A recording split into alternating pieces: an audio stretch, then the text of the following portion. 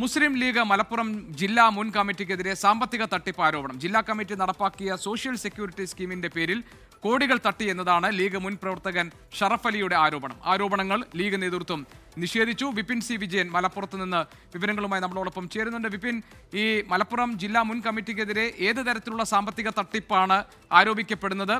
ഈ social security സ്കീമിന്റെ പേരിൽ എങ്ങനെ കോടികൾ തട്ടി എന്നതാണ് ഈ ഷറഫ് അലിയുടെ പ്രധാന ആരോപണം.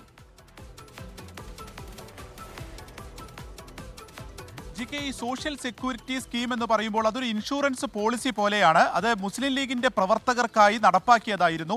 ഈ പദ്ധതി പ്രകാരം ഗുരുതരമായിട്ട് ചികിത്സയിലുള്ള ആളുകൾക്ക് 50,000 രൂപ, മരണപ്പെട്ടാൽ 2 ലക്ഷം രൂപ തുടങ്ങിയ തുക നൽകും എന്നുള്ളതായിരുന്നു. ഇതിനുവേണ്ടി 2,000 രൂപയായിരുന്നു അംഗത്വത്തിനായിട്ട് എടുക്കുന്നതിന് വേണ്ടി കൊടുക്കേണ്ടത്. ഒപ്പം തന്നെ ഈ അംഗത്വം പുതുക്കുന്നതിന് വേണ്ടി 1,500 രൂപ. ഇങ്ങനെ ഈ 2,000, 1,500 എന്നുള്ള പേരിൽ കോടികൾ പിരിച്ചതിന് ശേഷം ഈ പദ്ധതി തന്നെ നിർത്തലാക്കി എന്നുള്ളതാണ് ഈ ഷറഫ് അലിയുടെ പ്രധാനപ്പെട്ട പരാതിയുള്ളത്. ഇങ്ങനെ ഈ ഒരു പണത്തെക്കുറിച്ച് ചോദിക്കുമ്പോൾ പിന്നീട് അതേക്കുറിച്ചൊന്നും പറയുന്നില്ല. അതുകൊണ്ട് തന്നെ ഇതിലൊരു തട്ടിപ്പ് നടന്നിട്ടുണ്ട് എന്നുള്ള ആരോപണം ഉന്നയിച്ചുകൊണ്ടാണ് ഇപ്പോൾ DGPക്കും ഒപ്പം തന്നെ മലപ്പുറം ജില്ലാ പോലീസ് മേധാവിക്കും ഈ പരാതി ഷറഫ് അലി നൽകിയിരിക്കുന്നത്.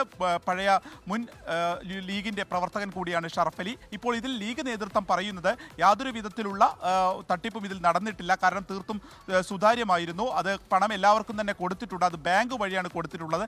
അതിന് തെളിവുകളുണ്ട്. ഒപ്പം തന്നെ ഈ കോവിഡ് കാലമൊക്കെ വന്നപ്പോഴേക്കും അതൊരു ബാധ്യത കുറച്ച് കൂടുന്ന ഒരു സാഹചര്യം വന്നതോടുകൂടിയാണ് ഈ പദ്ധതി നിർത്തലാക്കിയത് എന്നുള്ള ഒരു വാദമാണ് ഇതുമായി ബന്ധപ്പെട്ട് ഈ മുൻ ജില്ലാ കമ്മിറ്റി ഇപ്പോൾ നമ്മോട് പറഞ്ഞിരിക്കുന്നത്.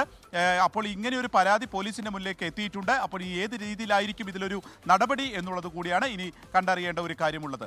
GK. ശരി, വിപിൻ സി വിജയനാണ് വിവരങ്ങൾ നൽകിയത് മലപ്പുറത്ത് നിന്ന്.